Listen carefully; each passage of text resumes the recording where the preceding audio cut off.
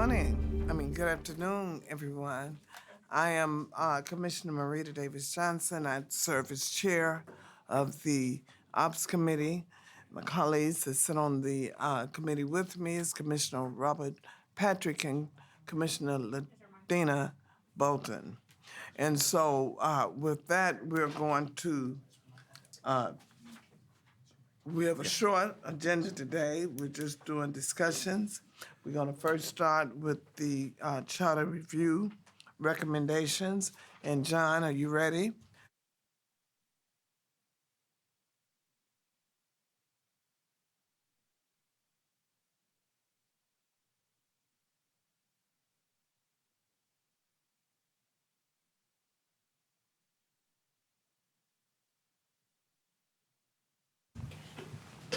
Okay, John. Yes, good morning, Commissioners. We have this memo that we've been working with from the Law Department, and I will lean on Attorney Welch to help me get through this. But the first section, I think we've all gone through the process, the methodology for how this has been broken down. First is sections that had no change, followed by sections that could be changed, can likely be implemented via home rule, changes that cannot be implemented via home rule, and changes that may or may not need state legislative action. Okay. So on page 3, we have our no changes recommended by the CRC or the Charter Review Commission. And then that Is your continues. microphone on, John? Yes, ma'am. Okay. That continues on to page 4. I'm sorry. Yes, ma'am. Cut off my phone. Okay, go on.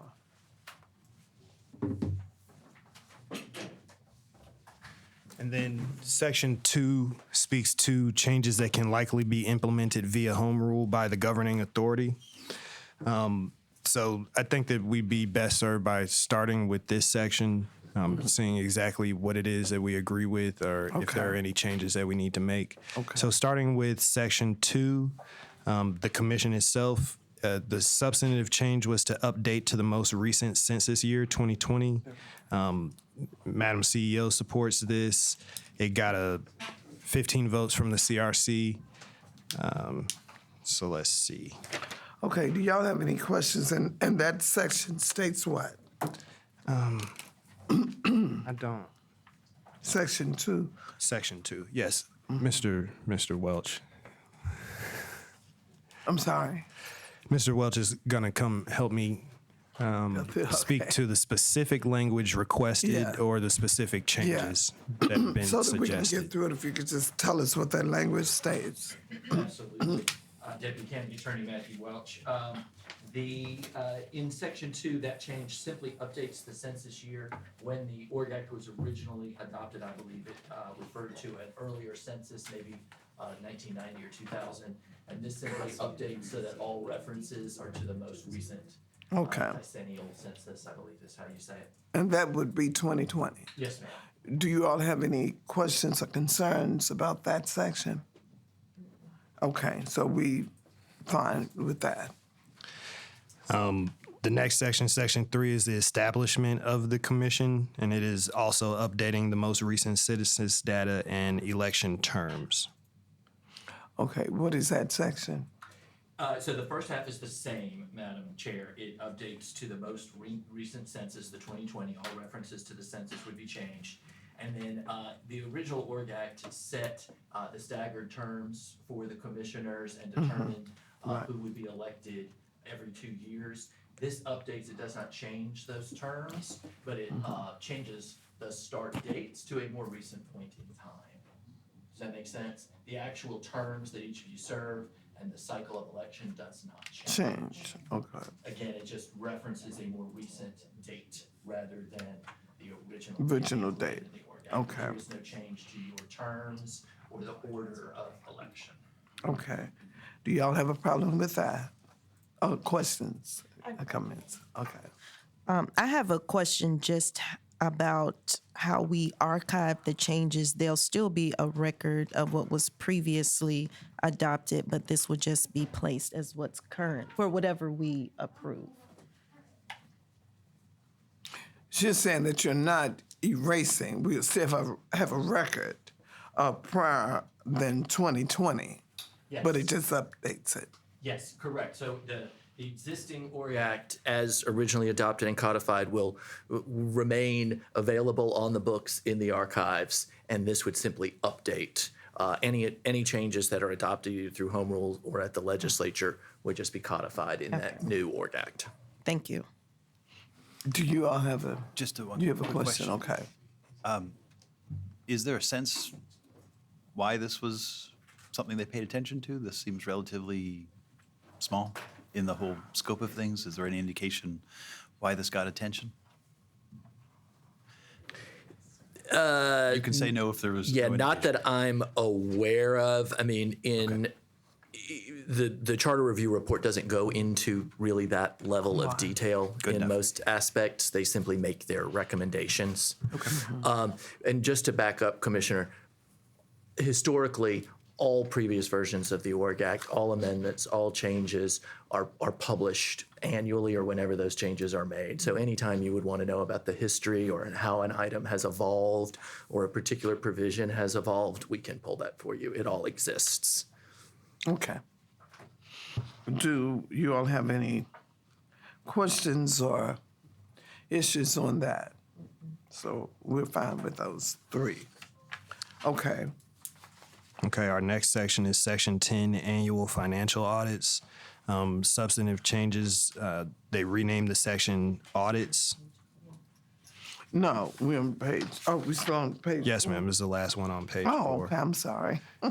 And then it adds that the outside auditor shall inform the CEO as well as the BOC of any irregularities discovered. Okay, you want to tell us about that one? Yeah, so the major changes there are the recommended independent auditing firm shall be selected from a list recommended by the Audit Oversight Committee. So that language is new, although that requirement is not. The main change is the requirement that the results of that audit now be shared with the CEO as well as the members of the board. Previously, those results only had to be shared with members of the board. Okay. It certainly makes some sense as a government with two Right. equal branches that we would share that information across the board. Okay. Any questions or concerns on that one? Okay, so that one is fine. Go for it. Yes, ma'am. Section 11, Independent Internal Audit. The final audit report shall be provided to the DeKalb County Legislative Delegation. The report shall be posted on the county website, and audited agencies must respond to requests for status reports within 45 days. And just to note here, there is a distinction here in the CEO's support of these items, as noted in the far right column of the document in front of you. Madam CEO does Well, first, can you tell us what is changing to?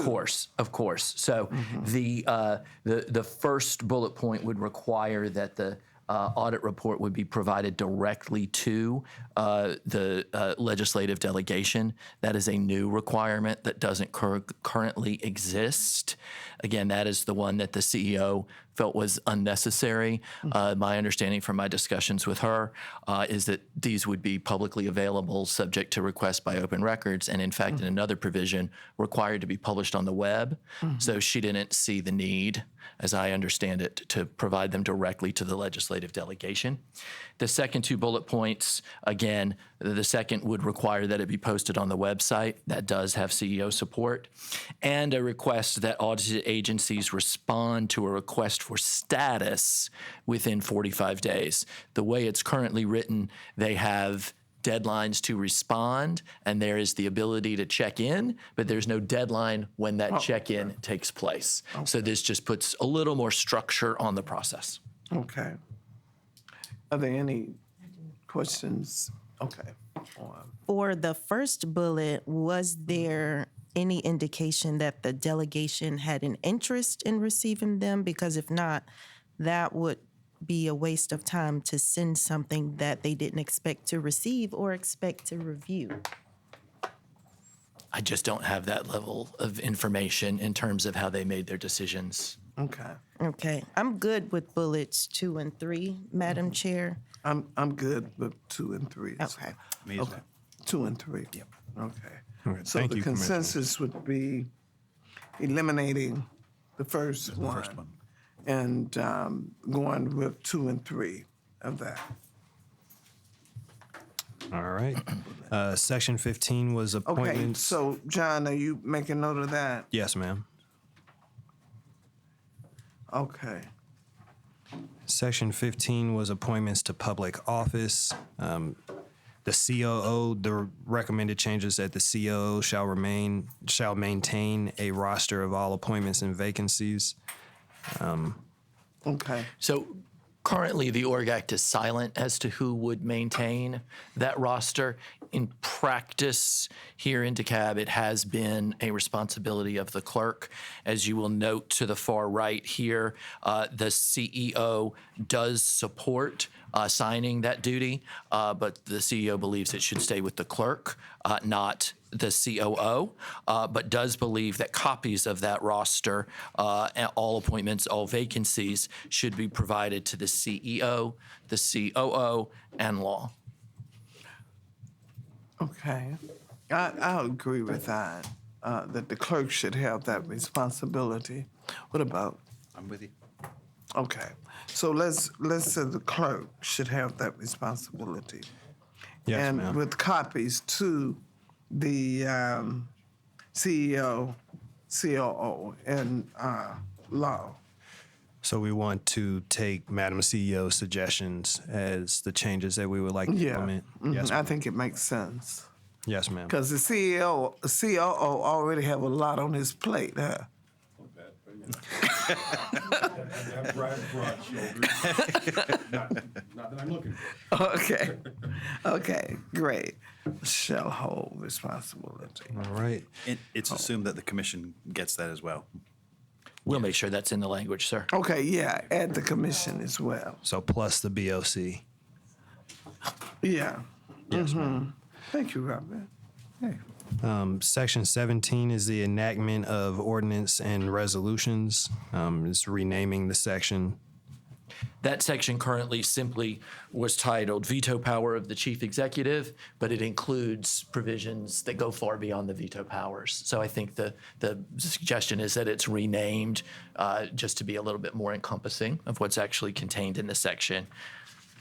Okay, now say that again. I didn't. Yes, I ma'am. missed So it. the original title of that section simply says Veto Power of the Chief Executive, but when you read within the section, it goes far beyond just describing the veto power. It talks about how ordinances and resolutions are enacted by this government. So I believe they've simply suggested a name change that is a little more accurate for what the section encompasses. That's all. No change in powers there.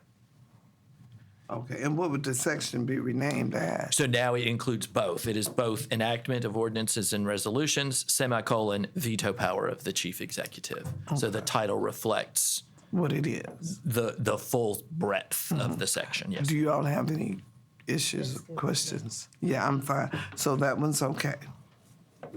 Yes, ma'am. Okay. Section 19 is budgeting, control of expenditures. The recommended changes at the CEO is to present the budget to the BOC by October 1st each year. But Madam CEO has a different recommendation, and Correct. So under this change, as you all know, Right. we do budgeting here once the year has begun. And the suggestion of the charter review was that budgeting process be pushed forward with the hope that a budget be in place before the turn of the fiscal year. So they had suggested that the budget be presented by October 1st. Madam CEO agrees that it should be moved forward, but has suggested a November 1st date, which she noted in our discussions is the same as is used in Fulton for their budgetary Yeah, process. I think that's reasonable. November the 1st. Okay. And this is just because there was reference made to Fulton in them making their recommendation or having their deadline by November 1st. Are they able to approve their budget by top of the year? Or we would have to check. I think that is certainly their goal and their intent. I can check for you and see if they're able to meet that goal Yeah. with that 60-day window. Because right now, we have had it done, like at the end of December, and we meet our deadline. But I think November is a reasonable time rather than, I think October's a little early. But I think October is a reasonable time for us to consider what November, for us to consider what the budget is as well. What do you? I'm good with the recommended change that CEO has. Just want to make, is it still 60 days? So we would be looking Yeah. towards the end of January then to have the budget adopted? Is that? It would be, 60 days from November 1st would be January, roughly January 1st or the end of December. My only concern, not that you asked me, with this date is that you do often have that compressed meeting schedule in December and November, where you have one CAL but 2 business meetings. So my only concern might be hearing all the necessary pieces in committee with a November 1st date, because you do have fewer meetings in November and December. But we can certainly check for you on Dr. Bolton's question about Fulton County and whether that window allows them to adopt. And I think that if we need to do a special call meeting, we could do a special call meeting. But I also feel that it's in November, we're only going to miss one meeting. Just so the CAL, it's yes, not, ma'am. Yeah, we're only going to miss one CAL meeting.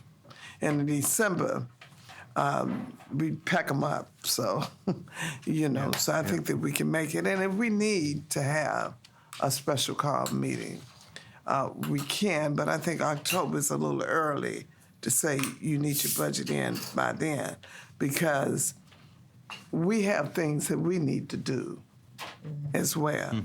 Yep. And that'd be too early, a little bit too early for us. Understood, yes. Yeah. November is good. So, Commissioners, just to be clear, you would like to have the budget presented to the board November 1st, but we have November not 1st. determined a date for it to be adopted just Right. yet. Right. Okay. Right. Thank you, Commissioners. Okay. Okay, good. We're getting through this, and John, thank you so much. Oh, this- because this is working just with our like partners. this is so easy, and just like you did with us for the rules. Yes, ma'am. So thank you. We appreciate Thank you, Commissioner. you. And thank you to the Law Department for working with staff to get this completed. Okay. Section 21 refers to the Department of Finance. The recommended changes are that the county financial statements shall be placed on the county website, and to remove language that states that the provisions of this section are advisory only. Correct. So this, We on 7. We're on page 6, top of page 6, section 21. Department of Finance. Okay. So this is another example of where things have just changed since the Org Act was originally put in place. Traditionally, notice was provided simply by tacking things on the door of the courthouse or on the place of the meeting. Today, those kind of county bulletin boards are really the website, right? So the recommendation is that this information be shared publicly on the website. And then the second recommendation, again, would be to remove the language that says that this is advisory only. In other words, giving this section of the Org Act the full impact of all other sections. It would be legal requirements as opposed to advisory. Okay.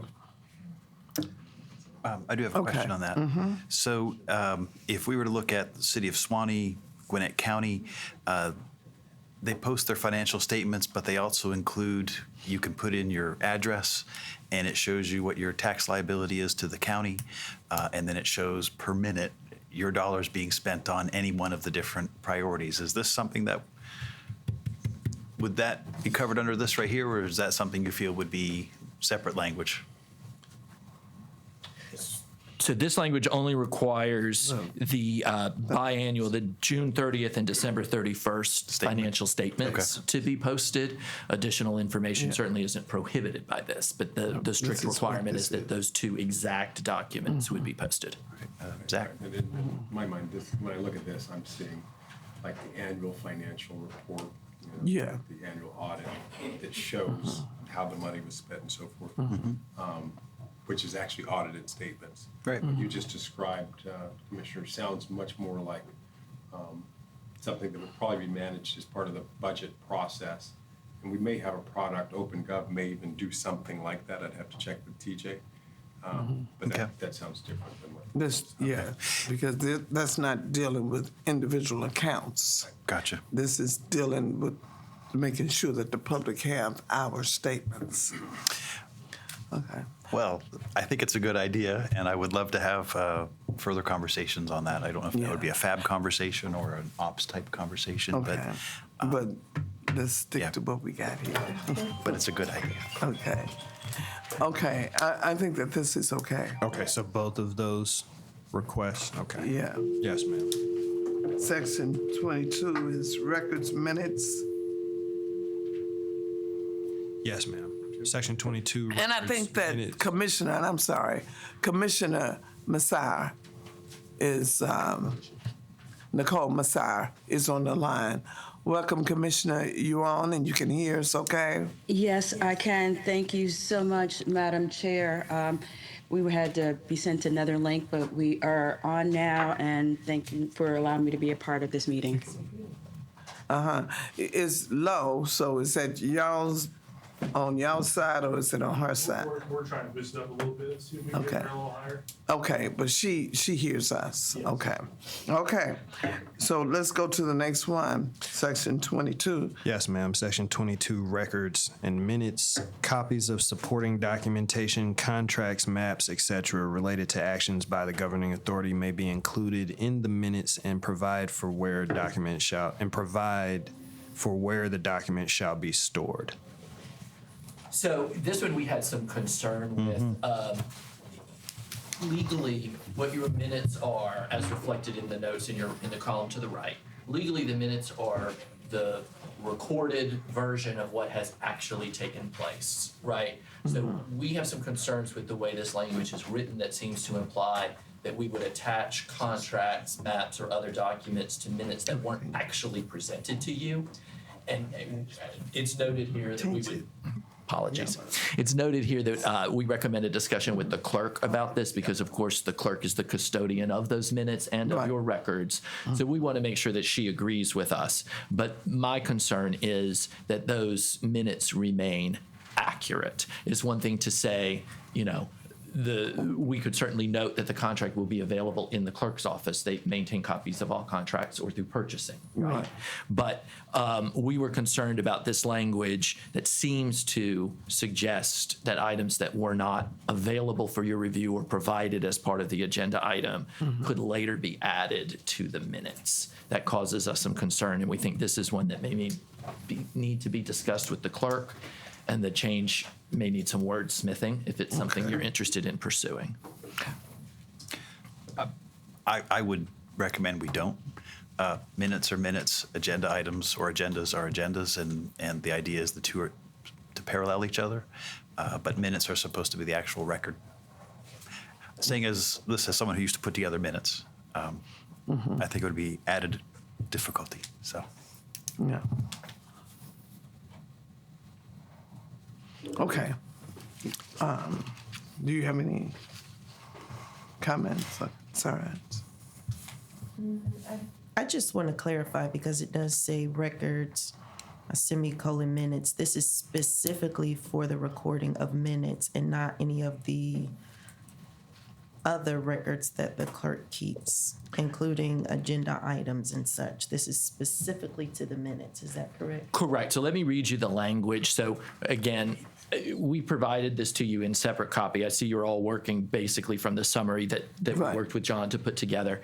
You do have in your emails, and I can resend, the actual suggested language from the Charter Review Commission. So just again, not to go backwards, but these suggestions are based on this exact language that they suggested, okay?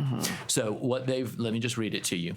Copies of contracts, maps, or similar materials or documents related to actions taken by the governing authority may be included in the minutes or incorporated by reference to an alternate location.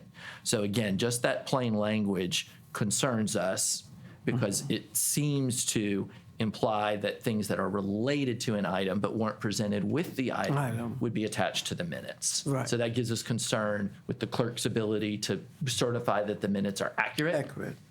Okay, I think there are other ways that we can address this and ensure that copies of what you guys consider contracts that you approve are accessible to the public without potentially compromising what the minutes are Minutes are. supposed to encompass.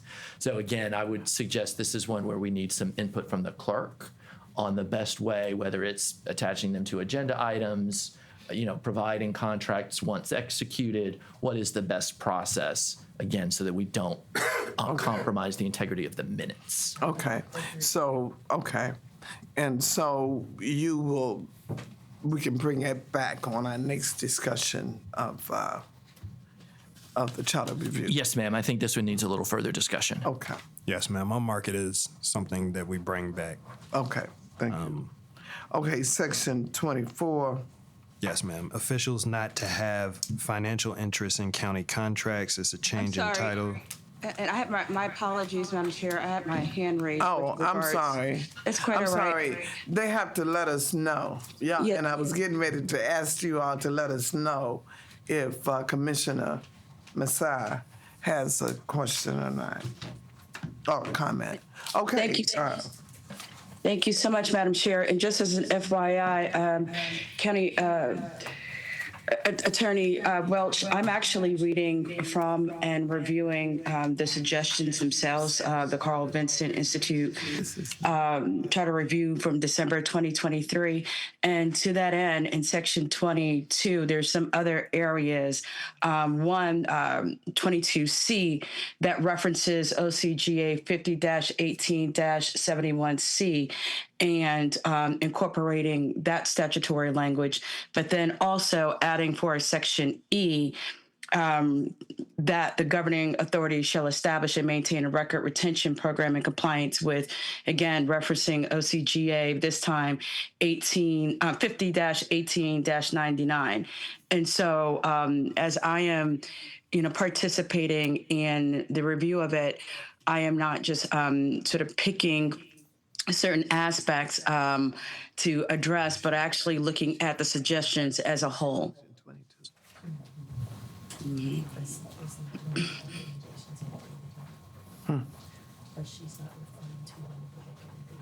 So 22E, yeah, it references statutory language at the on C, the last sentence in C, and then Okay. Commissioner Messiah, yes, ma'am. we're just dealing with the recommendations made by the Charter Review Committee. So if that was not one, if what you're talking about is not one of the recommendations made, we're not considering that. Well, actually, it is, and obviously, in going Tell through, me, what, is that one of the recommendations made? it is, and then as, Okay, hold on a second. I want Matthew to clarify that. It is That what Commissioner Messiah is referencing is included in the actual text provided by the Carl Vincent Institute. Yes, but what it does not.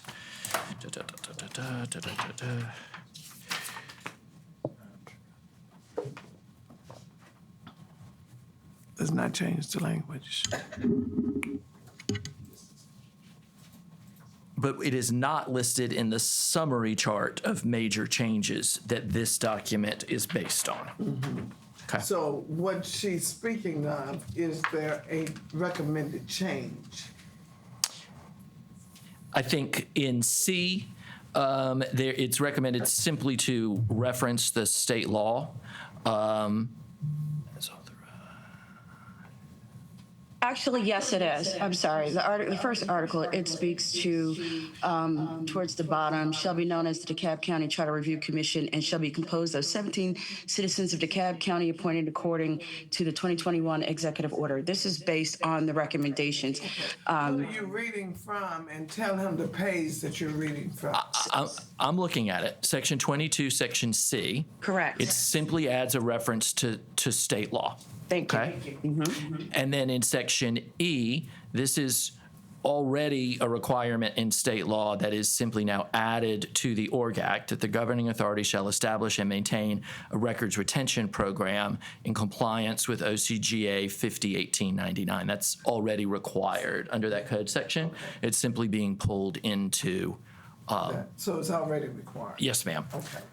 It is something that's recommended, that's a part of Section 22 as E, and it shows specifically how we are to maintain records in compliance with this particular statutory law.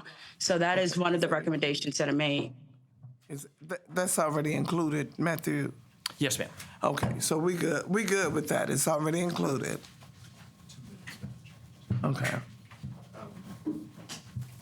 Madam Okay. Chair, I know we had a time limit on this of 30 minutes, and we're to end at 12:38 for this particular discussion. Okay. So we have one more section, Section 24, officials not to have financial interest in county contracts, and it is a change in title to officials not to have financial interest in county Okay, contracts. let's go about 5 more minutes Yes, ma'am. on it.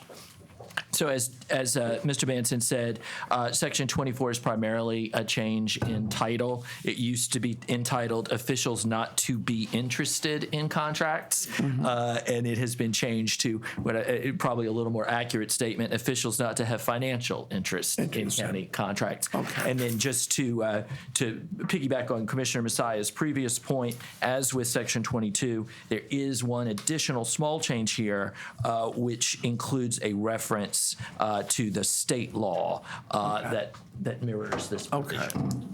Okay, so that's fine. So that's on Section 22. 24. 24. It's just a change in title, Okay. and then again, an updated reference to the state law Okay. that already prevents this sort of conflict of Okay. interest. Okay, great.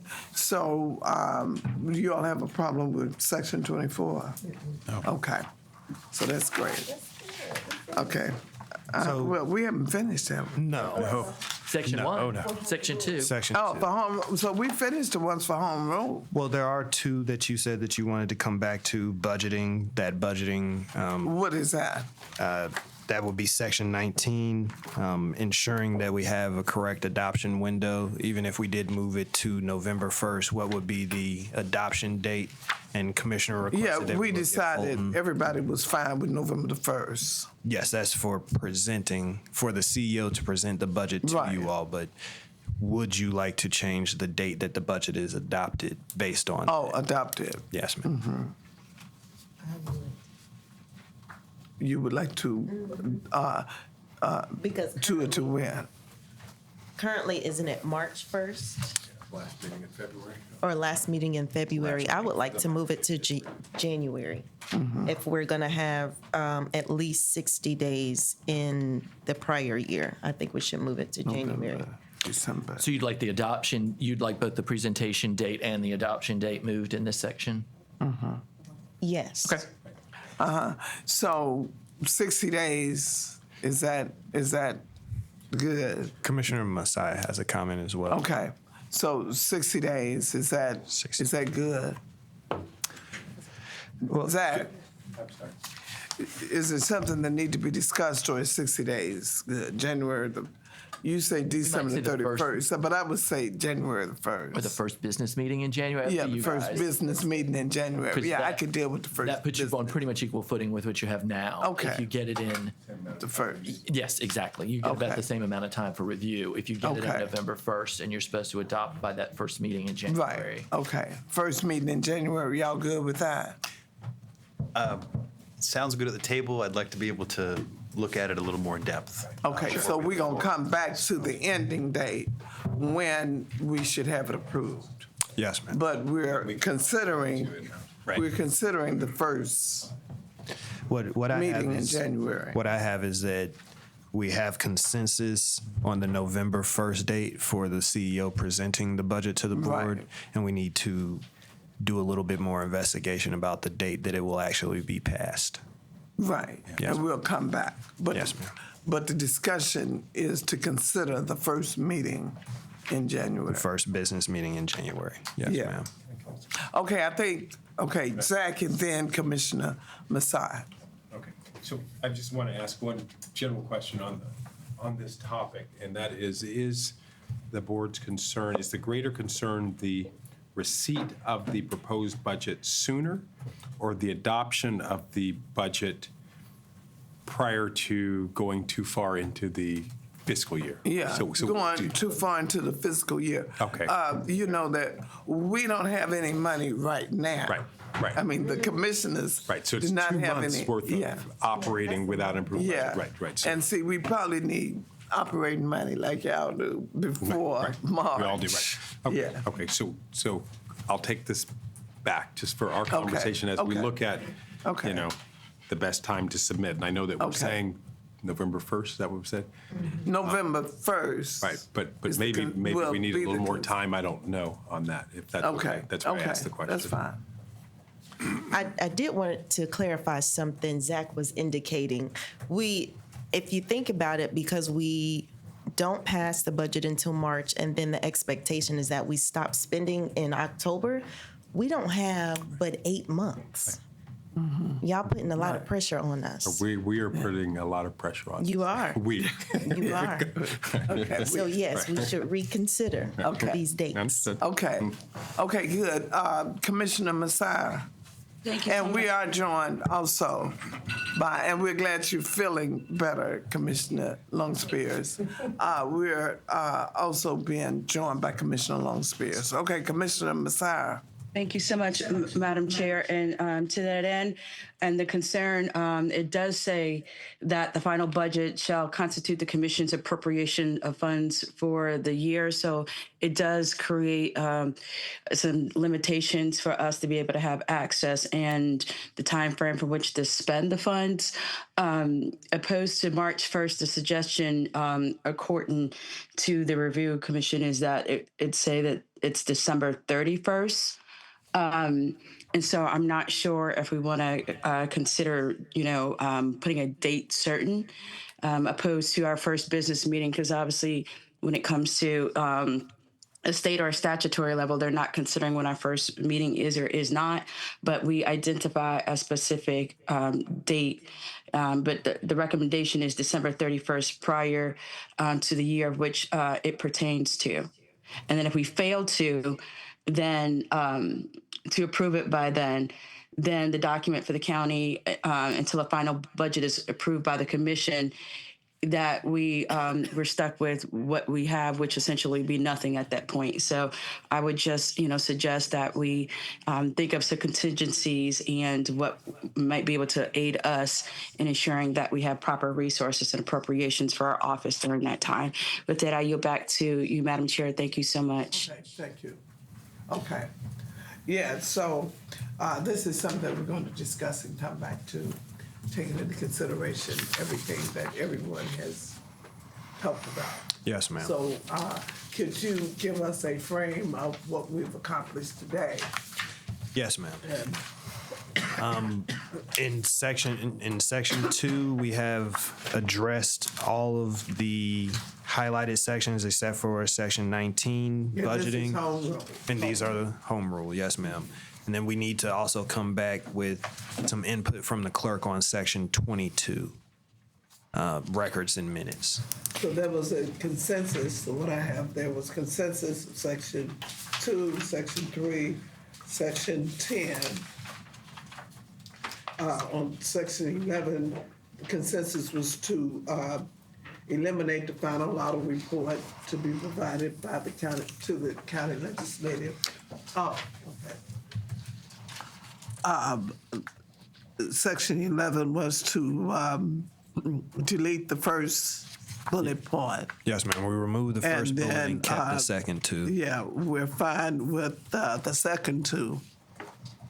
Section 15, we will hold until there's a conversation back from the clerk to see what effect this will have on the clerk. Section 17 is fine. No, I'm sorry, Commissioner. Section 15, there was agreement with the CEO's suggested changes, and that is the clerk is to maintain a roster of appointments and vacancies, and copies should be provided to the CEO, COO, and law, and we added the Board of And Commissioners. we added the Board of Commissioners. Yes. You're right. Yes, ma'am. And Okay. then section 17, that we had consensus on that. 19, we need to come back. 21, we have Well, consensus. 19, We're going to discuss the implementation date. Yes. Oh, that's the right. adoption. you're right. Yes, You're ma'am. right. Thank you. Adoption. Section 21, consensus on both the requested bullets. Section 22, we need to come back with, input from The the clerk, clerk. from information from the And clerk. then section 24, we have consensus. And that takes care of section 2 of this document. And we can, next time we come to committee, we can move on to section 3 of this. I would actually suggest we move to section 4. Section 3 are the items that will definitely require state action. So if your emphasis is on home rule at this point, I would suggest that we look at section 4 when we gather next. Those are the items where, depending on exact language, it may or may not be available under home rule. So I would suggest that if the emphasis is on home rule, that we go out of order and go to section 4 next. Section 3 are the ones that undoubtedly would need state action. We obviously still need your opinion on those. But if we're going to move home rule first, I would just suggest we go to section 4 in our next discussion. Okay. Okay, then, well, we'll move to section 4, and our next discussion, that will be at our next ops meeting. Yes, ma'am. Okay. So are we reconsidering codifying the items for section 3 in order to get them to the delegation during this legislative session? Are we not trying to do that anymore? Because if we look at those. Well, is sooner, Dan we here? could- Yes, ma'am. Oh, okay, I thought I saw you, Dan. That's what I wanted to ask Dan. Should we send what we have completed for home rule, or should we wait until the entire review is done?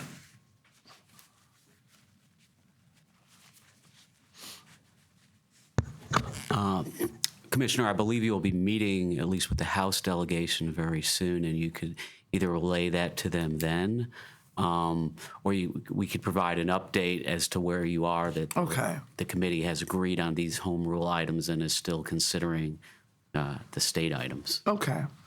or whatever.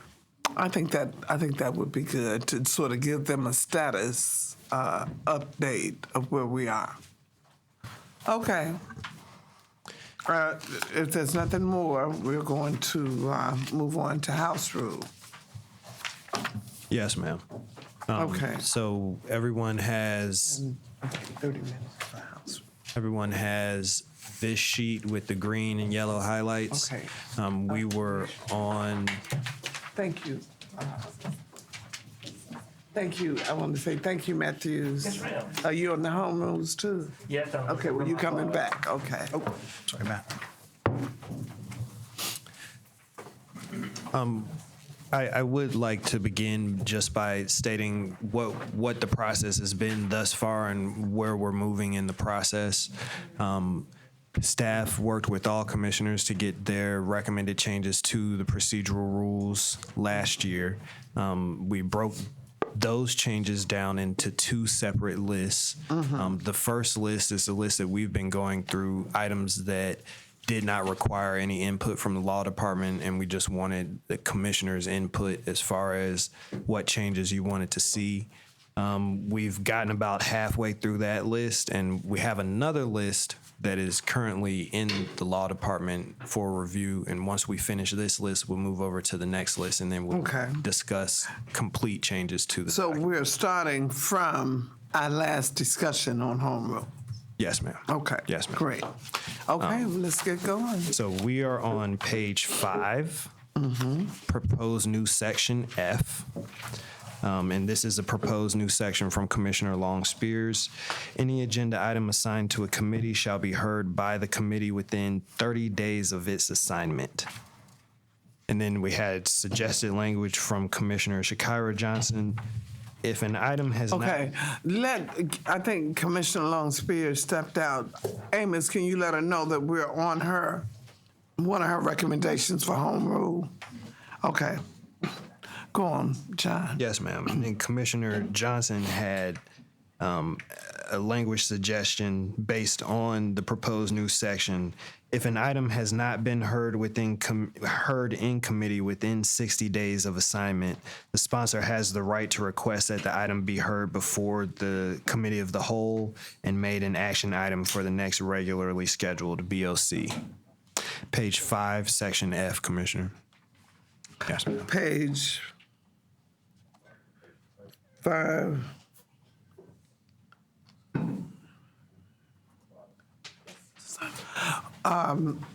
Yeah, so we're starting on F. Yes, ma'am. Okay.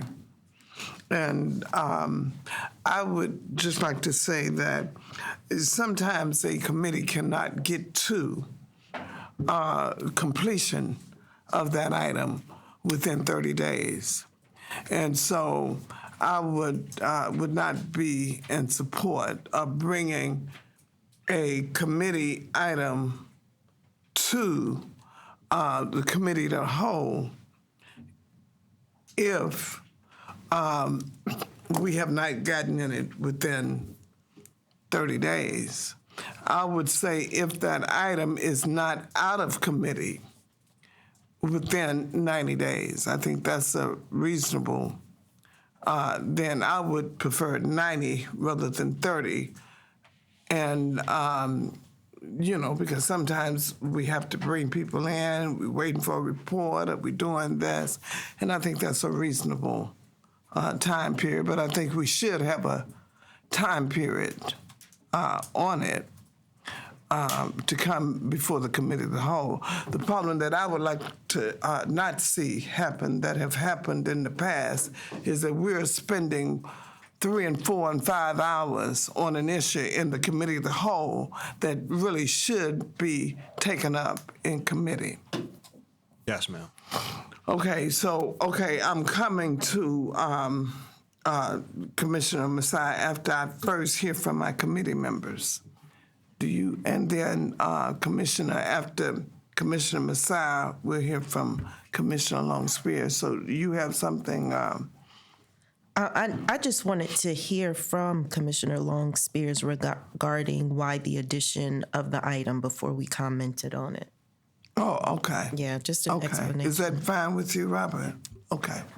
All right. Thank you very much, Madam Chair, and to Commissioner Bolton. The reason I requested that this item be added to our blue book, which I now believe we're going to call our purple book, correct?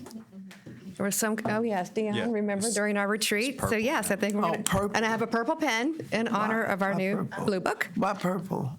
I don't know. It was something that came up in our We BOC voted on retreat it. in November. We voted on it at our BOC retreat. Yeah. Was I here? No. No, you weren't at the retreat. Okay. You were at the retreat. Well, did he Commissioner vote Patrick on was it? at the Did you vote retreat. for her? It was. I think the You got committee full members vote? should have been able to vote on that. It was really just fun. So everyone, okay, please don't take it okay, personally. okay. It was kind of just having some fun Okay. at our retreat. I mean, we're blue Lord. county. We're not a purple county. We don't want nobody to think we're a purple county. We are blue county. Well, all right. Let me talk about Okay. something substantive and actually of Okay. importance and not the Okay. color of Okay.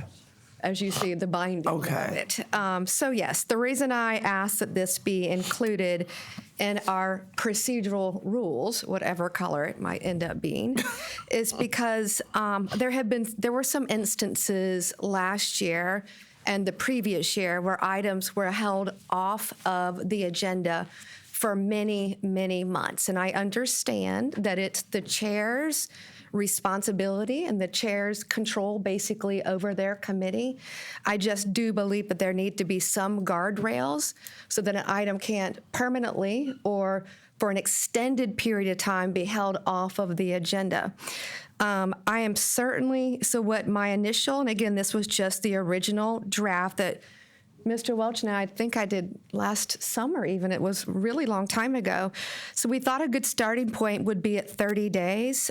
Commissioner Johnson looks like she had suggested 60 days instead of the 30 days. I'm hearing that you are requesting 90 days. days. So I'm open to 30, 60, 90. I mean, a compromise is 60, quite frankly.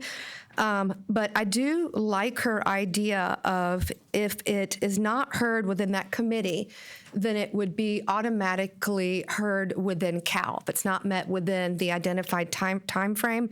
But to your point, Madam Chair, the problem with that is that it will extend the CAL meetings. And so if there ends up being numerous items not heard in committee, it will just, again, lengthen the committee of the whole. So if the committees, if the will of the committee, if you guys are bought into 90 days, that's fine. My purpose is that there has to be a guideline, a framework, some guardrails about how long an item can be held off of an agenda by a committee chair. Okay. And I like 90 because it gives you sufficient time. And whatever you need to do, if you can't do it within the 90 days, would it come before the committee with no recommendation? That would be correct. If it's not heard in committee, there would therefore be no recommendation at all. Okay. Again, I agree with you. So it would just come on Right. the agenda. But I think that would, Okay. again, if we do make this a new rule, it would encourage the committee chairs to hear it in committee, so it doesn't Right. get punted into Right. CAL I and extend the agree. CAL length. Yeah. None of us want the CAL meetings to be long. I agree. I think an item should be heard if it's not heard within 90 days. I would say 90 days because it doesn't rush a person. And then, within that time, you should be able to send it to committee without a recommendation. But at least it would have been heard within that time. Again, a guardrail. Yeah. Thank you very much, Commissioner Yeah. Bolden, for the question. So a follow-up to that would be, here, I think you both specifically reference it being heard within a certain number of days of assignment. So that's the initial time that it would have been heard in committee. That's your biggest concern. It's been added, and several days, 30 to 60 days after it was added, it's not being heard. Not the fact that maybe it's been heard once and then held for 30 to 60 days. May I respond, Madam Chair? Yes. Okay, so our process is we get, and I'll use myself as an example.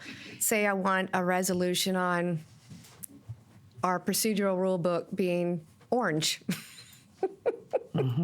That's better And than I purple. declare I submit a resolution for that. Then it goes through agenda setting. It's placed on the COW agenda. We go through the COW agenda. We get to the next meeting. Then it's determined that it's going to go to the Ops Committee to determine the color of our procedural rule book. Well, perhaps the Ops Chair doesn't want to determine the color of the rule book, or is busy, or for whatever reason just doesn't like the item. This would, at least if there is some time frame that we have in our procedural rules which requires that item be heard in committee, that hopefully that would inspire the chair to actually hear it. Because if the chair doesn't hear it within 30, 60, whatever, 90 days that we identify, you have the rest of us going, wait a minute, why didn't you hear it in committee? We could have taken care of it there, and now it has to go to COW. So I would say a little gentle encouragement from our colleagues. Thank you. Does that respond I to have your no question? problem with, yeah. Okay. Oh, don't it ask the again. question. Okay. And excuse me for not asking it in a way that was clear to you. So this indicates that the delay is only for the initial time that it's heard in committee.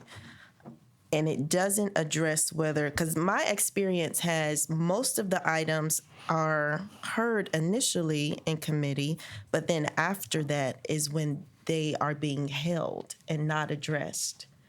So Both but to you- scenarios. Okay. So that's actually a good distinction. So perhaps there needs to be a part B to this rule. So one is, once it is identified to be, and we'll use our example of the procedural rule book, is that it has to go to the committee within X number of days. However, if it goes to the committee within X number of days, and there was no recommendation from committee and no determination to move it forward without a recommendation, then it can linger after, to your point, I think I've got it now, is that it might have been heard in committee in February, say. Then you get to August and it has not bubbled up on the committee agenda again. So I do think it would be a good idea to add maybe a second rule, and whatever that might be, just another time frame that it basically just needs to be heard within a reasonable amount of time. We're doing the people's business. The people expect us to get to these items, and I just don't think kicking the can down the road in either scenario is a good idea. Okay, and for the record, I just want to say I wasn't asking for anything additional. I was just trying to get clarity so I can follow the conversation. And in your question, for instance, like we're going over the Blue Book and it's no way that we could do an adequate job and get this back out of committee within 90 days. It's just no way.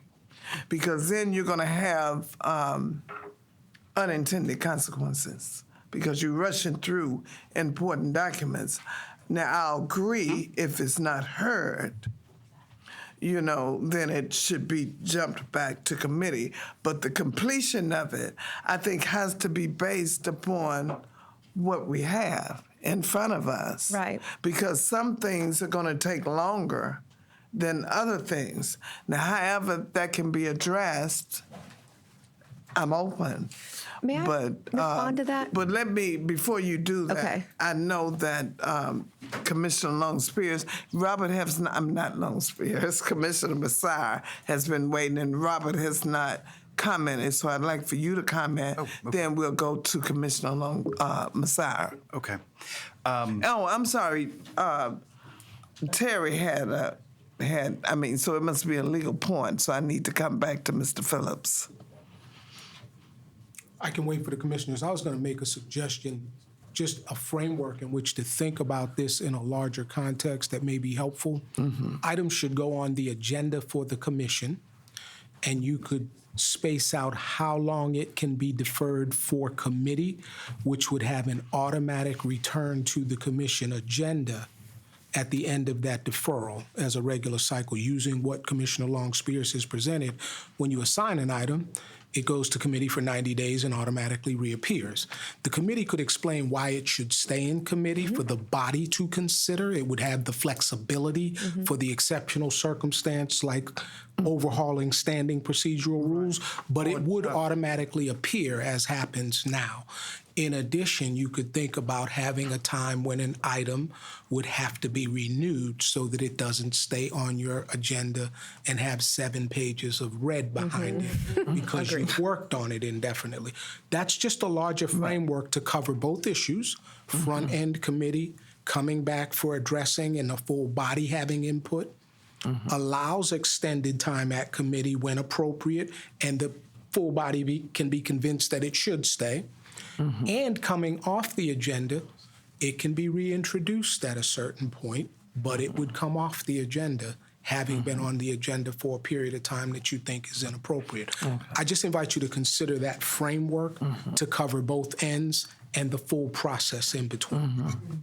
And one of the concerns that I have is that if we hear items in committee of the whole, if we hear committee items in the committee of the whole, it's just going to extend the time frame. So hopefully that won't happen. But Commissioner Massar. Thank you so much, Madam Chair. And so. Oh, I'm sorry, Robert. Robert will come on after you. I'm sorry. Do you want to allow for Commissioner Patrick and then myself? Is that the order? Okay, he deferred to you. All right. You can go ahead, Commissioner Thank you, Patrick. Commissioner Patrick. All right, and so I appreciate it. Thank you so much, Madam Chair and Commissioner Bolton, for what you shared in terms of making a distinction between whether or not something is heard versus whether it's voted on. Just to be honest, sometimes we have resolutions that are put before us where they're not well thought out. By way of example, the suggestion in the first place, because it's not clear as to whether or not we are addressing addressing the item being heard itself as though it's been read by the chair and had some discussion, or whether or not there's an action that's taken on it. The other thing is sometimes people are building the plane while they're also flying it and trying to work it out, trying to make it make sense, and trying to be quite frank, just make it work in their favor. And so we find ourselves with different substitutes. We find ourselves in needing to confer with the experts, including legal, and we need some time to have a conversation with the administration, particularly where we have agenda items where we expect for the administration to actually implement what we're putting forth. And sometimes those things take longer than what would be ideal from the author supporter of the agenda item. I believe wholeheartedly in making sure that all of my colleagues have the capacity necessary to make a knowing and intelligent decision, have the information necessary to do so. And when someone seeks that information and input and collaboration with to best address things, particularly those that are a larger problem or issue that we're trying to address on behalf of the county, it doesn't mean that it's being kicked down the road. But I have seen where that has been taken as an opportunity to inundate, colleagues with additional presentations over and over and over again, trying to, drive home the point that they want to be shared, opposed to addressing the concern that's needed.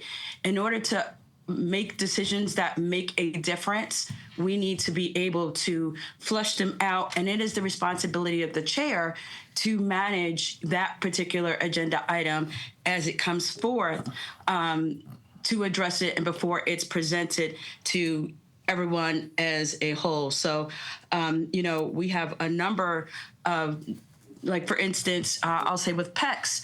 PECS tends to have, we have a lot of departments under PECS. We're dealing with human services, we're dealing with health, we're dealing with housing, we're dealing with complex issues that have, they're not just data driven and absolute driven, some real consequences in different ways and considerations that need to be made. And particularly when you have PECS that has the greatest number of different departments under, it's not always easy to fly through as it may be some others. So those are things to take into consideration and that I want us to put into consideration before we just create limits on how quickly we want somebody to get through an agenda item that we set forth. With that, I yield back to you, Madam Chair. Thank you so much. Okay, thank you. Thank you. Commissioner Patrick. Thank you, Madam Chair. I don't like either version that's been proposed, just to be direct. To me, this undermines the value of the committee system and really the responsibility that the committee chairs have for moving items through. What I would prefer to see is perhaps something that says there'll be a quarterly special called meeting, and that if there's any items that are lingering on, that they have to be addressed at that quarterly meeting.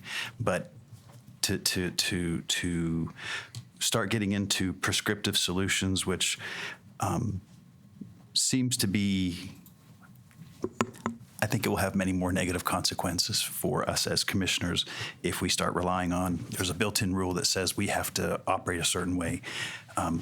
Some committees need more flexibility. PECS is something that is different than PWI. PWI is something it's a contract, ops as well. But some committees have jurisdictions that require more conversation, more discussion. And so rather than saying we're going to hop the committee system and go to the cow, perhaps the solution is the committee system has to be responsive and clear its docket, or at least address an issue on its docket on a quarterly basis. And that's my recommendation. Okay, can you be a little bit more concise as to what your recommendation is? My recommendation would be adopt something that says each committee has to have a quarterly special called meeting. And if there's anything that's not addressed, I got you. If there's something that hasn't been addressed, if there's something that's dragging on, that we need to address it in that committee meeting, then you have to have a special called meeting. You have to have a special call meeting to deal solely on that issue. Or those variety of issues, Oh, those several variety. items. Okay. Just assume, like we're doing right now. Yeah. Yes. So what do you Yes. think about that, Commissioner? Thank you very much for the opportunity to comment. So if I could just go back for a point of clarification, and then I will address your suggestion. So for clarification, when I proposed this new section, it wasn't in any way to try to get an item through committee in 90 days. Right. Okay, I just want to make sure everybody's clear on that. Yeah. So if the chair or the committee members decide that it, such as data centers, it needs to stay on the agenda for X number of months, then so be it. I do believe that is the, I understand the what you're power and authority of that particular committee. Regarding your idea of a quarterly special called meeting, that's an interesting thought, actually, because that is kind of what we're doing now, and it is what happened throughout last year. As long as it's a rule, it would be within 90 days. We're almost accomplishing the same thing that we started 30. I had to start somewhere, right? And so that was our little board to jump off of. But I feel like it might accomplish the same thing. And then if you happen to be a committee who has addressed all of your items, then you don't have to have an not extra worried about meeting. Have extra meetings. So again, maybe that would be another incentive to get through your agendas, so you don't have to have. I know there are some of us that don't want to have a gazillion special called meetings because we have other things going on. So yeah, that is an interesting solution, actually. Yeah. I think so. I like that. It keeps it in committee, but Right. then you have to have special call until you deal with it. And it won't punt it to Cal. Right. Yeah, Right. we won't. And it keeps the cow It open. would just Yeah. be the committee's Responsibility. special call meeting. Yeah, good. And we can- That works. Yeah, I think so. I don't know how you write it out, but yeah. And I think that we can, okay, and I think that we can say after a quarter, if you haven't done it, we'd like for you all to have a special call meeting. Right. Or explain to us at the committee of the whole why you feel you shouldn't have a special call meeting. and then you can always vote on it in the business meeting. Yeah, I think so, and it stays within that minute meeting. In the spirit of drafting, I wanted to ask Commissioner Patrick a question to make sure I understood it properly. Okay. And I also needed to note for the committee, Mr. Welsh had to leave for litigation. Okay. And I will try to manage this as best possible, working with Mr. Manson. But as I understood what you described, Commissioner Patrick, there would be a mandatory specially called meeting every quarter. I follow that. Yep. And the agenda for that would be those items that have been on the agenda for the full quarter. Right. That's a sliding window, if I'm following you. If you just follow my logic to make sure you and I are on the same page, an item added in February to the committee would not require the mandatory meeting until the end of the second quarter, because it would not have been on long enough at the end of the first quarter, at the end of March. In the alternative, you can have a sliding window, but if you just did it quarterly, because that's the language you used, then at the end of March, there'd have to be a specially called meeting to clear those items that have been on for the full first quarter. Right. Those items that have not been on for the full first quarter would continue, but at the end of June, It has to be. they would have to be cleared. Yeah. I'm making sure I understood you, because we're going to have to write this for you the right way. And if I could add one other component so you can clarify for us, a critical piece, my big picture again, would be to also address how you get an item on the agenda and then assigned to a committee. My observation, with all due respect to our commissioners, sometimes you're doing a lot of the work of getting acclimated to the vision of the drafter, including what I heard Commissioner Messiah refer to, input from staff, including legal, after it's in the public domain and on the agenda.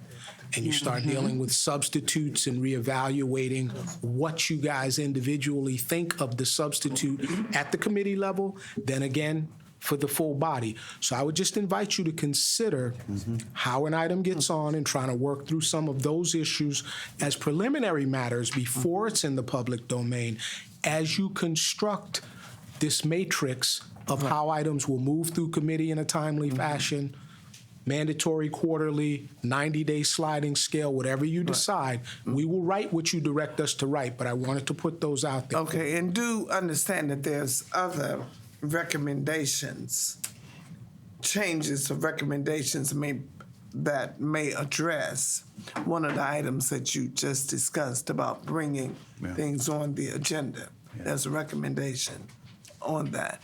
And John. Oh, okay. Okay, let me get John, and then I'll come back to Commissioner Messiah. Commissioners, I really appreciate the conversation on this particular topic, but I would request that staff have an opportunity to look at how this looks in practice, because we do manage your committee schedules, and as you all have said, we try to ensure that if an item is staying on committee a little bit long, that it will be addressed at a special call meeting if necessary. So that's part of staff's management of items and resolutions that come to the board. So just requesting that we have an opportunity to see how this looks in a practical sense. Right. And I think that, and I think that I like what Commissioner Terry stated, and I think that it should go. I mean, Attorney Terry. Attorney Terry, I'm sorry. I'm bringing you in. It's the beard. He said, I don't want to be a commissioner. I hear you. And your point is well taken, John. If I could just say, Madam Chair, I do like what you suggested. I also like what John suggested. So unless there's any obligations or objections, I would say if you could put that on paper and then have Mr. Manson take a look at it and then bring it back up to the committee and all of us to have that conversation. But thank you. I think that's good. Commissioner Messiah.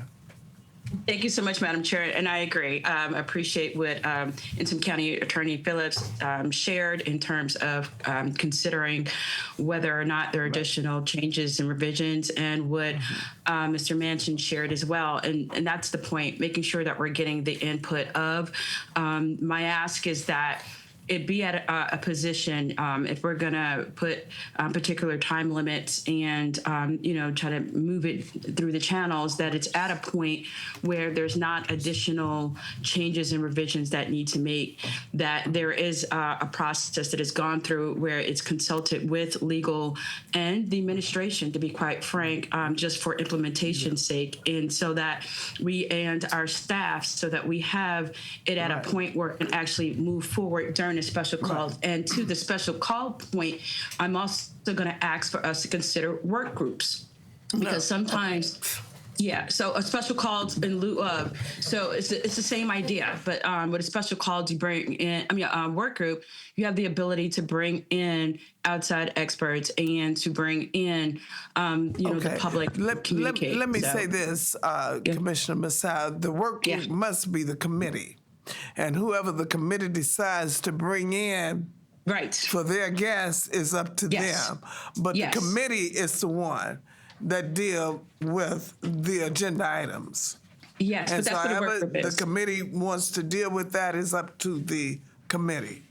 Well, into the drafting of it, I just don't want it to be specific and say just special called, and then there's a work group that's trying to be held. It's no work group. It's a special call, and then the committee decides who they would like to bring in, if they want to bring in anyone.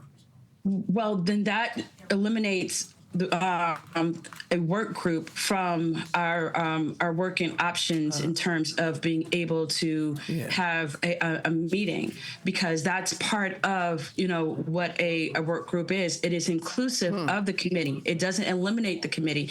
So by way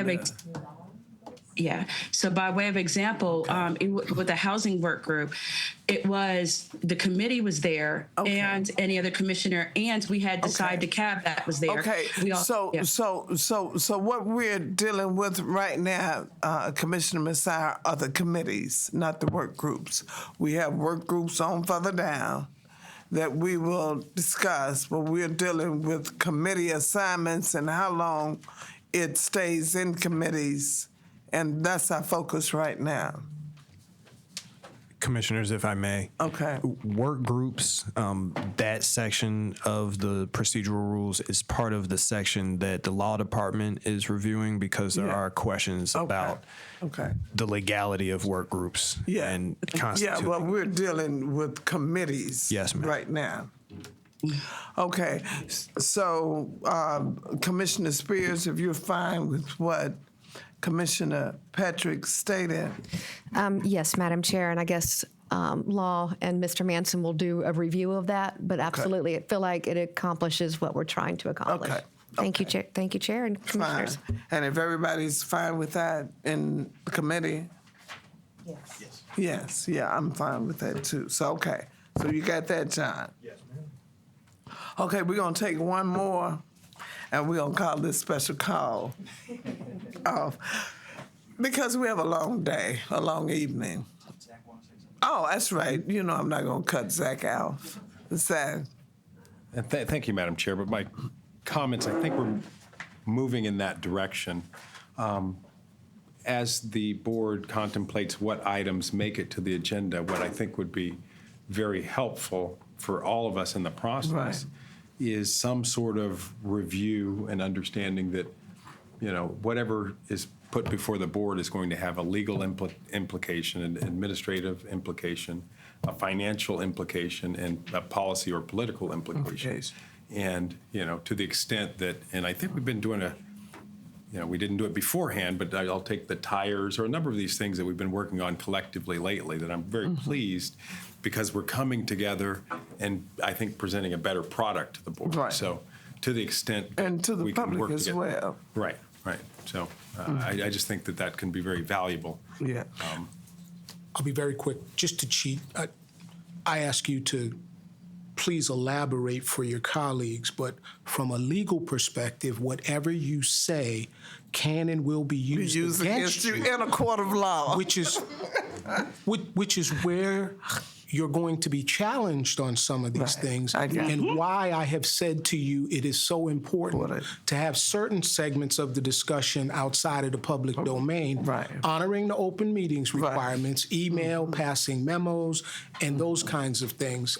It's just really important because it handcuffs you sometimes. I got you. I'm gonna have all of them to go back and look at Perry Mason. Whatever you say may and will be used against you. We're gonna teach a class together, Madam Chair. We're on consensus with that. And so we're gonna do one more and then we're gonna cut it off for today and we'll start back. And I just can't thank you enough, John. This is running so smoothly and we're getting through it.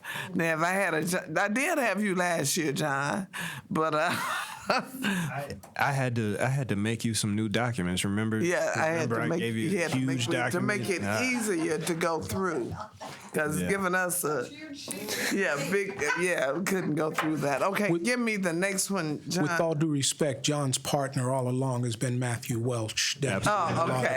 Absolutely. Okay, great. The next section is another proposed new section. This will be at the top of page 6. And it's proposed new section G from Commissioner Long Spears. A committee chair does not have the right to exclude items from a committee agenda. Say that again. A committee chair does not have the right to exclude items from a committee agenda. Okay, yeah, and I think this last discussion that we had will take care of that. Yes, ma'am. The next section. Wait a minute, you have a... I was just going to ask if you could explain. Could you explain that one? Of course, yes. So again, I was working with Mr. Welch and Mr. Manson last summer, and we were struggling with the agendas, in some cases not moving along. And so the reason I wanted to include this was just to have a rule in the books that if an item is brought onto the agenda by a commissioner, the administration, one of our constitutional partners, that we can't just decide not to hear it. That there just has to be some, again, guardrails around the process to ensure that we do honor the process and hear the items. Again, we do the people's work. If there's something that, for example, the sheriff brings to us and maybe the IRPS chair says, "Ooh, I don't want to even touch that," the IRPS chair can't just not hear it. Well, I think But the if new- it's a difference of something getting on the agenda. Right. And something that somebody else wants us to put on the agenda. But the previous So- conversation takes care of it. So if it gets Yeah, on there. that's what I'm saying. If it gets and no on matter the what agenda. it's heard. Yeah, I mean, you can't, Yeah. I mean, somebody come to me and say, I want this on the agenda. And if I don't put it on there, I mean, that's me. But if somebody mean. puts it on the agenda and it's accepted to the agenda, we got parameters for that. But I definitely think the previous solution that we've discussed, Yeah. that Law and Mr. Manson will Yeah. review, will take Right. care of this We'll item. take So care if of y'all want to eliminate G, Yeah. That I'd like is to fine. eliminate G. I guess just to be on the record for that, I would think if it hit the committee of the whole, it has to be heard, and any one of us has Yeah. that right for a walk-on, that it would be. Well, it we would be got covered either way. walk-on We're addressing it, I hope. right. We're addressing walk-ons on the. I just don't think there's not a rule. I mean, maybe it's never happened in the history Mm-hmm. of the county that an item has been placed on the committee of the whole agenda and never been heard in committee. Mm-hmm. But as I was walking through this last summer, we were trying to anticipate what could happen. I don't Or think summer that- before, actually. Yeah, Summer before. I don't It think would have that- been 23. Yeah, it was a long time ago. Yeah. I think I think that the previous item covers that. Now- If it's something on the agenda, we have already dealt with that. Again, the root of But it somebody can't being come heard. off of the street and tell me. No, it doesn't this relate is, to that. No, ma'am. Okay, so No, I think absolutely. That would be Yeah. completely out of our yeah. process. So I No. think that the last agenda item Indeed. covers what Yeah, you're so talking you're about. certainly welcome to just scratch this item Yeah, from the okay. list. So let's take one more, since we're not taking that one. Yes, ma'am. And just to speak to that is a function of central staff. If you all accept an item onto the agenda and Right. it is assigned to a committee, then central staff is going to ensure that it is heard in committee. Right. Best we can. Okay. Yes, ma'am. Okay. On page 6, number 2, superseding the agenda. The agenda as prepared by the clerk may be reordered upon official action of the commission.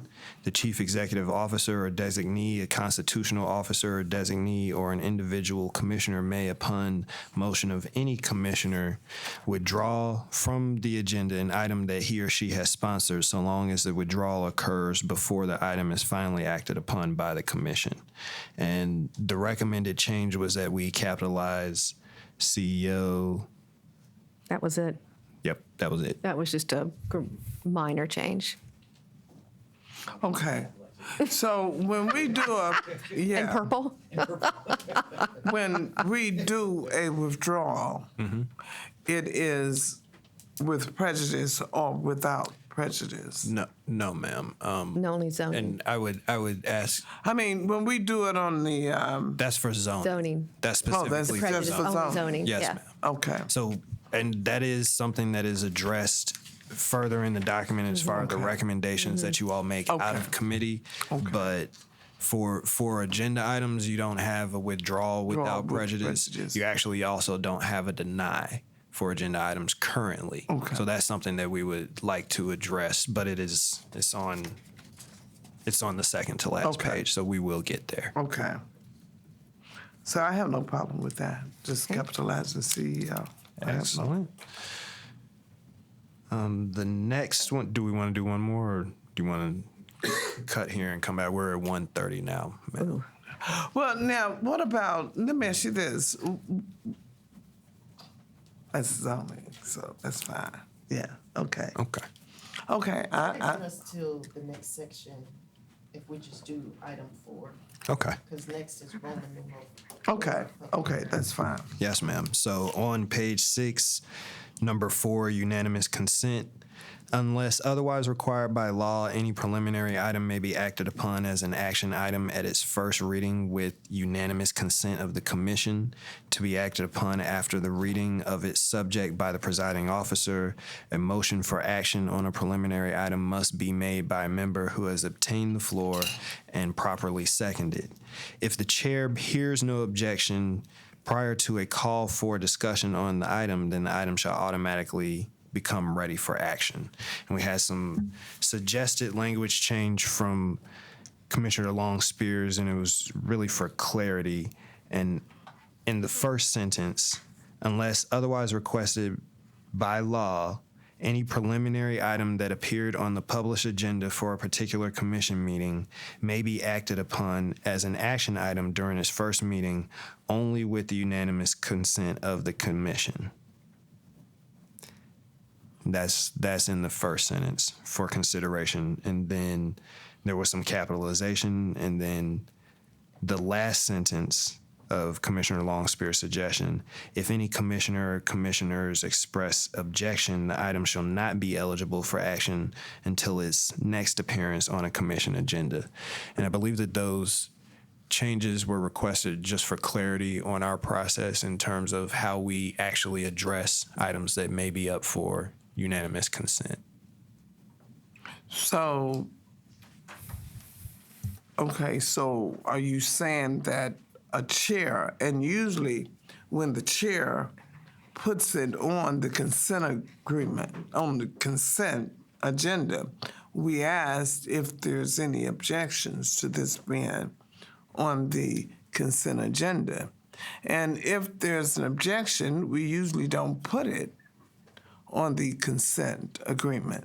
I mean, on the consent agenda. So what are you saying? I think that this more addresses items that may be walked on to an agenda that maybe need to maybe have an emergency component to them. And if it's walked onto the agenda, technically it needs to be accepted and then sent or assigned to a committee and then heard. But if there is a request that the item is walked on and passed immediately, for example, I think we had an item that dealt with food distributions that needed to be walked on and passed that day. If it's walked on, then it would have to have unanimous consent of the entire board to be passed that day, and that's what this section is addressing. Okay, Robert. I just forgot what it's called when we put something on the agenda and normal course. Doesn't normal course handle that though? No. No, normal course. Because someone can vote for something to be put onto the agenda, and then as we had recently, there was a normal course that went forward, which stopped the conversation. So I'm just trying to understand how normal course something gets through without ultimately the commission being good with it going through, you know? Yes, sir. So normal course is more of a process where if an item is added to the agenda, but commissioners do not want to discuss it right then, then it can be normal course, and then it is made a preliminary item for review at the next Board of Commissioners meeting. This is more of a situation where, again, if there's an emergency need for an item that just came up, you know, a walk-on comes from either a commissioner or the administration that needs to be addressed right then. So that's what this is. Normal courses, I would say normal course is more used for items that probably need more discussion. Well, let me say this. Because first of all, we have to approve an item being added to the agenda. Correct? Yes. Yeah. Yes. So once that's approved, if we normal course it, that's it. This has nothing to do with. Okay. Would you allow me to speak, please? Okay, yeah, but let him first answer that. And then I'll I mean, clarify what he's saying. Once it gets on the agenda and it's normal course, that's it. That in what sense, Commissioner? Because we have to vote to add an item on the agenda. And if we vote to add that item on the agenda, it's part of the agenda. Isn't that correct? Yes, ma'am. So if it's part of the agenda, as Robert said, it can be normal course, and that's it. Well, there are very specific rules around the normal course action. A normal course can only happen at the first reading of an item on the agenda. So if it's walked on and then normal course, that can happen, but it can only happen at the first reading. Once it's been accepted to the agenda, an item can no longer be normal course. Like once it's been accepted, added to an agenda, printed, and we've gone through that meeting, say it's the second meeting that you see it, it can't be normal course at that second meeting. Right. Understood, yeah. I mean, but that's what happened when my item was walked on. was added to the agenda. We added it to the agenda, boom, it was normal course. Yes, ma'am. You saying that can't happen? Or it shouldn't have happened? It doesn't apply to that. Yeah, but I mean, this is what John is saying. May I explain? Okay, yeah, you can I explain. know you had your hand up. I just want to answer why her example doesn't. Why you allowed my Okay. normal course in. That's in the blue book. It is in the blue book. Let me offer the However distinction. we have I it. mean, What yeah. Mr. Manson is describing to you, Madam Chair, is when an item has been on the agenda, has been read a first time, and you have a second reading at a subsequent meeting. It can't be no. A normal course is not available Right, at that I point. understand. What he's referring to now is when you add an item, then the item is read, having been voted to be added, and it is immediately normal course, is distinguished from what this covers, because this is allowing a preliminary item that normally goes to committee and sits to be voted on, because unanimously, you as a body don't feel a need to send it to committee or have discussion and deliberation. Yes. Okay. Thank you. That's what's here. I have comments. I'll wait till you're done. Okay. So you nailed it. Thank you. This item has nothing to do at all with normal course, like zero. Okay. You gave the good example over the food item. So really it's us to have a protocol when we do have an emergency item walked on. Most of them are walked on very rarely from a commissioner, but by the administration, that if they want to walk something on and they want us to take action, that is what needs to be noted. Is it's about acted upon as an action item. So if we have such as the food shortage and the administration deemed it absolutely critical that they walk it on and then we vote on it that day, which law always advises against us doing that unless it's an emergency. This right here gives us the ability to do it, but it also gives the commission the opportunity to object. So the last sentence of the MLS, if any commissioner or commissioners express objection. So food item is an example. They want to walk it on, and you may have 1 out of 7 of us say, whoa, wait a minute, that violates the process. I don't agree with this. Then if one person objects, then it has to go through the normal process. Okay. Then I would say to that, Normal course. it must be 5 to approve. 2/3, yeah, you could make it 2/3. 2/3. Yeah, I so would only say 2/3, if one okay. person. I would say 2/3, and that would mean 5. Commissioners, I would, and I'll defer to County Attorney Phillips, but this is specifically for unanimous items. If it's not unanimous, it's going to go to the regular process. Okay, well then, because I couldn't say, I would not want one person to decide if it's an emergency, whether or not it is approved. I wouldn't want 2/3 work. I would have 2/3 Yep. rather than Commissioner. unanimously. Okay. So may I offer a, Okay, let me hear from sure, Commissioner. Cory. 2/3. I don't know why I want to keep calling you Commissioner, Attorney Terry. If you call me Commissioner, please say Phillips so nobody mistakes me with Commissioner Ted Terry. And with all due respect and seriousness, I do want to caution you about the language that's currently present and your topic of debate between unanimous and 5, Right. okay, as 2/3 Yeah. majority. What happens if only 4 of you are present? You have a quorum, you have an emergency, and this rule makes it technically off limits for the 4 present to act. Be very careful about that. One of the things I've listened to, I've rarely spoken on the procedural rules. Majority. You're right, Just a Commissioner. We majority. could change the language. You have to have 4 anyways. Okay. So if a majority, not 2/3. Well, ahead. the bottom line is I just wanted to say you always want to be careful about exceptions. Right. And I've repeatedly said to you guys, and the few times I've spoke to this, it's always important to leave wiggle room for that Right. exception. I agree. Okay? And I will work with Attorney Welsh, because I know he's been looking at your rules and your suggestions absolutely. with that in mind. That's a part of what we do and rarely tell you. That unintended consequence that box you in and gives us a nightmare on the exception is what we're working to avoid for you. So we'd say a majority. Yeah, I thank you very much. I think that was absolutely a great point that you made. That I mean, as rare as it is, we only have 4 commissioners, but we went through an entire 10 months with 4 commissioners. We did. No, 5, because we had Bradshaw, but we had 5. But there were instances where people were missing, so we had the 4. I think if a majority of commissioners express objection, then it really just kind of syncs with our current process in general. Yeah, that makes sense. Majority. Perfect. Yeah. Do you have anything? No, I'm good. Oh, okay. She always helps her.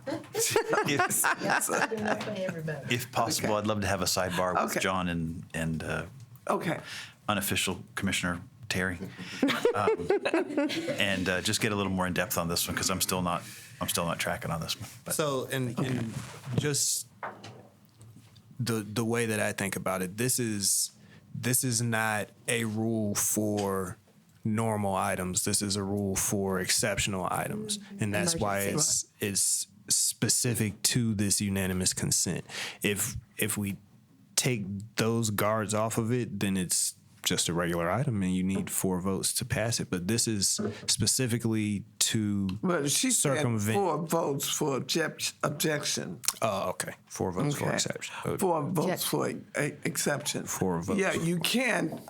We can't lock ourselves in to emergency items, like if it's freezing outside, or if people, for whatever, we can't lock ourselves in to unanimous votes. Yes, ma'am. So 4 to object. Okay.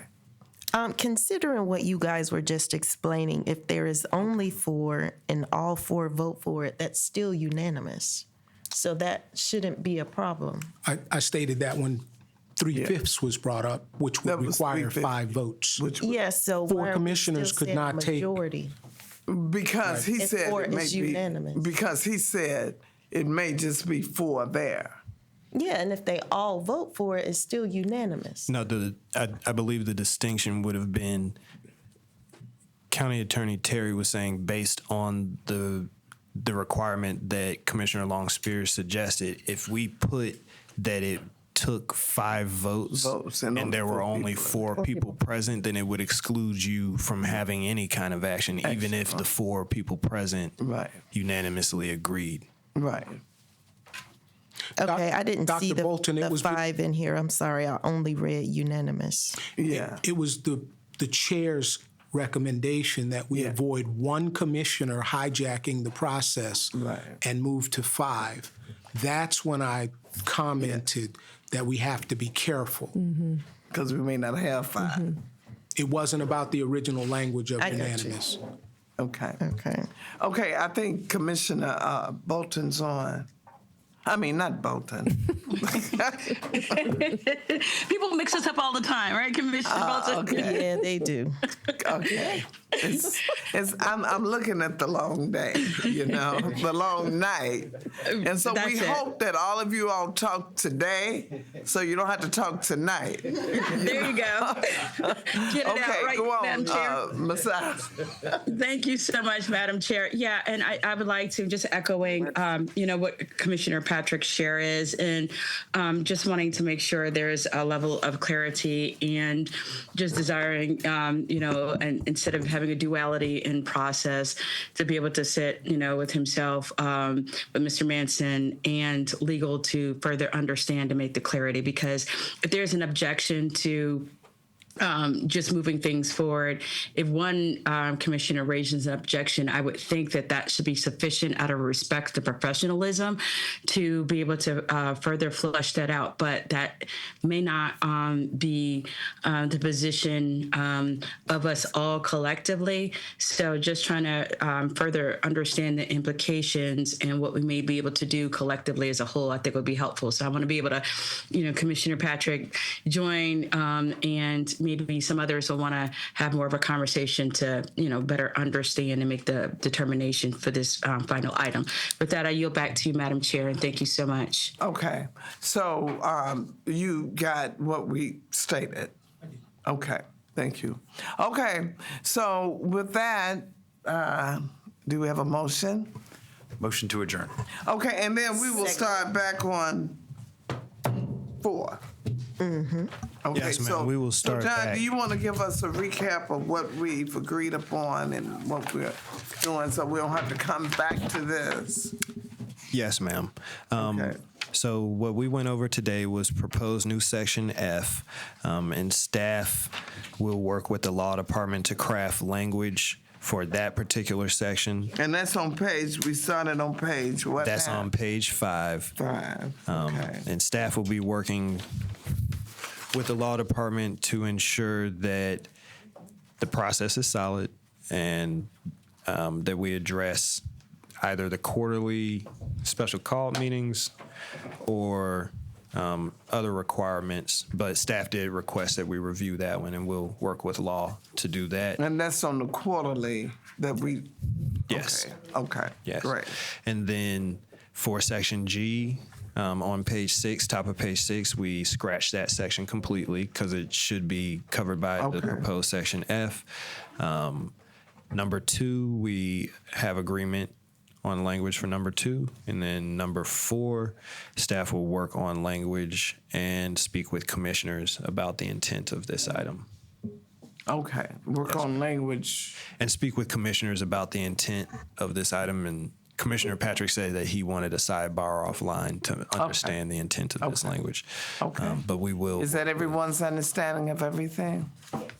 Okay. All right. And we will start back in section 4, public hearing procedures, at our next meeting. Okay, thank you. Yes, ma'am. Oh, we have a first and a second. Let's raise the hand on. I'm sorry, who was the first and who was the second? I was the first. 1-7. We all voted to adjourn. All right. Thank you, Commissioner. Thank you all for coming in, and I think we got a lot done.